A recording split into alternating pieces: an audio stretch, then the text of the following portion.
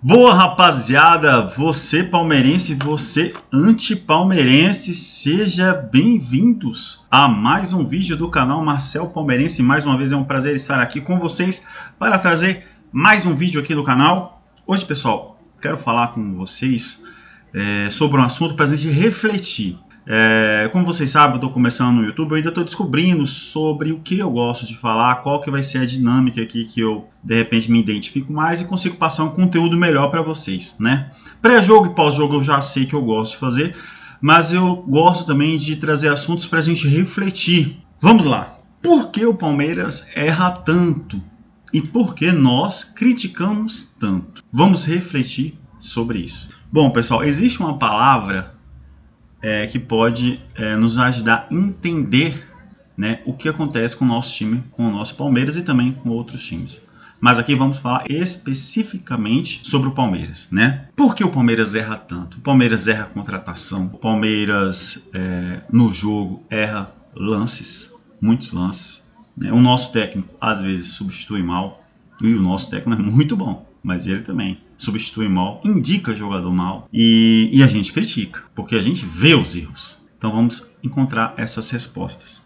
A palavra assim que é fundamental para a gente entender isso se chama pressão. Estar sob pressão. Todos que trabalham no Palmeiras, principalmente a comissão técnica, a direção, todos ali estão trabalhando todos os dias no Palmeiras sob uma pressão enorme. Por quê? Porque o Palmeiras tem uma torcida enorme.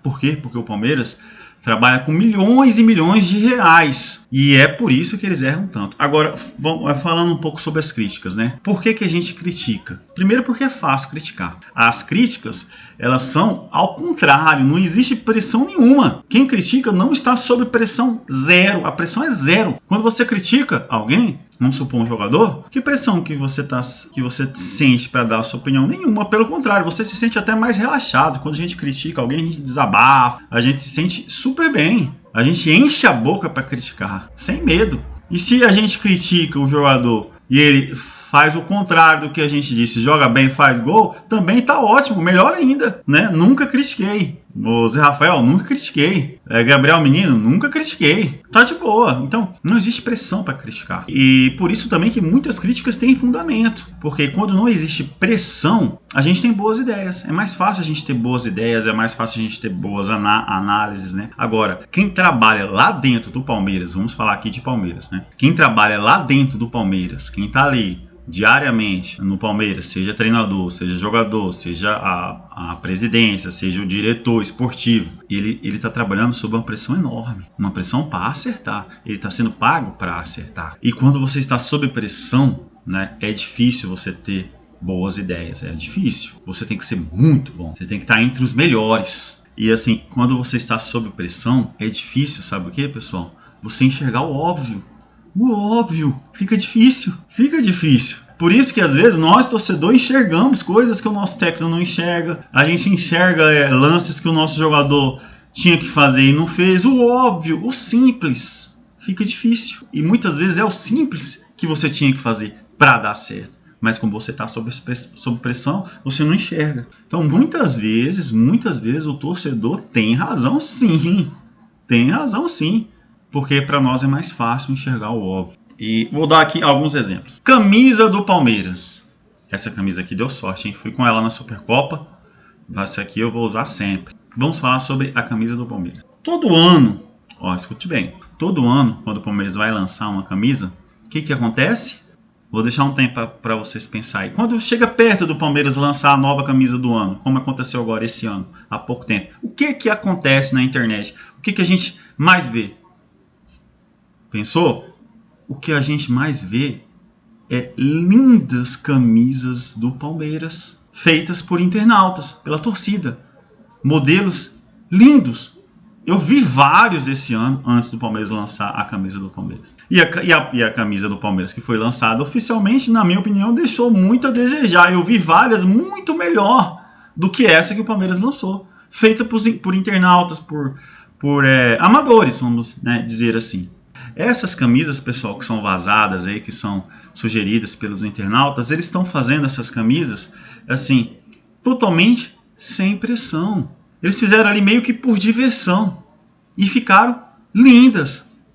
Lindas. E a do Palmeiras mesmo, o design do Palmeiras, o cara que é contratado para fazer a camisa, o que acontece com ele? Uma pressão enorme para fazer uma camisa bonita. E acaba saindo uma camisa ruim. Quase sempre é uma camisa ruim. Se eu fosse o design do Palmeiras, o que eu fazia, cara? Eu não tenho dúvida. Eu, antes de lançar a camisa, antes de fazer a minha ideia, eu ia olhar a internet o que a galera tava postando. Porque tem exemplos lindos de camisa do Palmeiras. Lindos, lindos, lindos. Feitos por pessoas ali amadoras, ali, sem nenhuma pressão, feitas ali por diversão e que ficaram perfeitas. Né? Se eu fosse o design do Palmeiras, eu faria isso. Fazer uma pesquisa mostrando a minha ideia com a ideia da internet, com alguns modelos da internet, fazer uma pesquisa aí, qual que você acha mais bonito? Agora, tem pessoas que realmente conseguem entregar uma boa ideia sob pressão. A pessoa consegue lidar com a pressão. Por isso tem jogadores que ganham milhões. Porque na hora do pênalti decisivo, estádio lotado, valendo o título, ele vai lá e faz o gol. Na hora que tem que fazer uma jogada, fazer um passe, deixar o atacante na cara do gol para fazer o gol, ele vai lá e faz. Eles conseguem jogar, conseguem fazer boas jogadas. Na hora da dificuldade, eles conseguem fazer boas jogadas. Por isso tem os jogadores de time grandes, eles ganham milhões por isso. Ou vocês acham que o Rafael Navarro é ruim de bola? Pensa aí e fala pra mim. O Rafael Navarro é ruim de bola? Eu vou dizer uma coisa pra vocês. A grande chance do Rafael Navarro ser um excelente jogador. O problema do Rafael Navarro é que ele não sabe lidar ainda com a pressão. Chega na hora do jogo, a pressão é muito grande e ele não consegue jogar. Não consegue fazer as jogadas que ele fazia, por exemplo, no Botafogo. E para jogar no Botafogo tem pressão também. Tem pressão.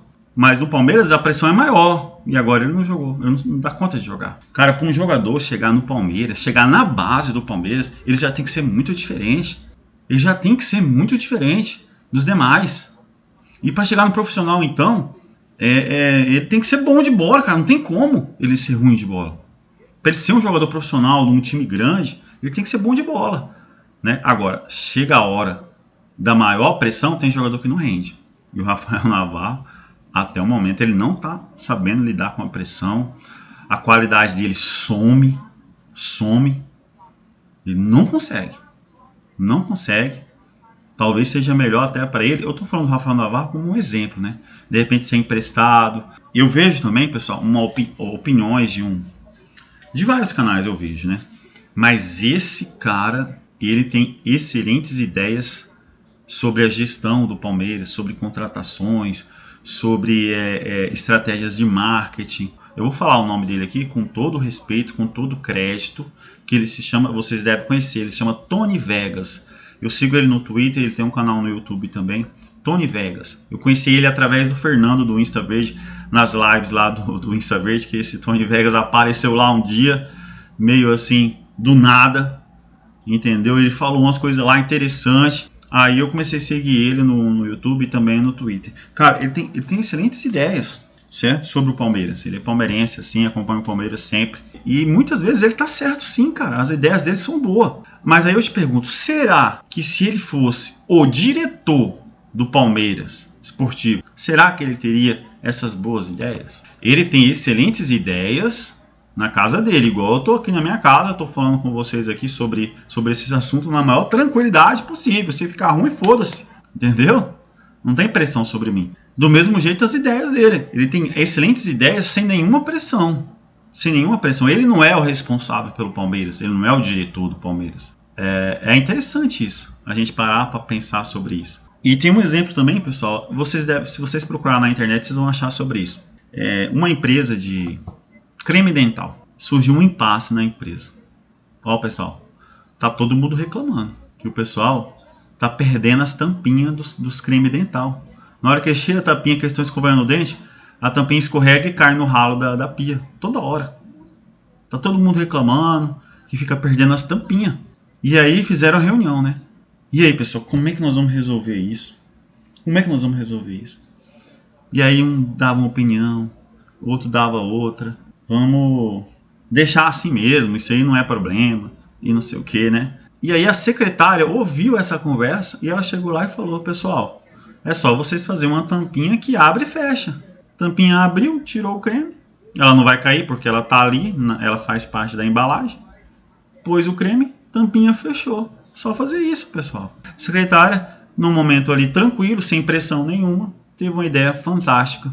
Que muitas, hoje em dia, vários, né, cremes dental tem essa tampinha aí de abrir e fechar. Solucionou o problema. Né? Esse é um exemplo aí de boas ideias, que é o óbvio, né? Às vezes a pressão que a pessoa sente é tanta que ela não enxerga o óbvio, né? E isso atrapalha muito, está atrapalhando muito o nosso Palmeiras. O nosso Palmeiras tem errado muito, na minha opinião, principalmente o Anderson Barros e também a nossa presidente Leila. Eles estão com dificuldade de ter boas ideias. De achar bons nomes para as contratações que precisa fazer.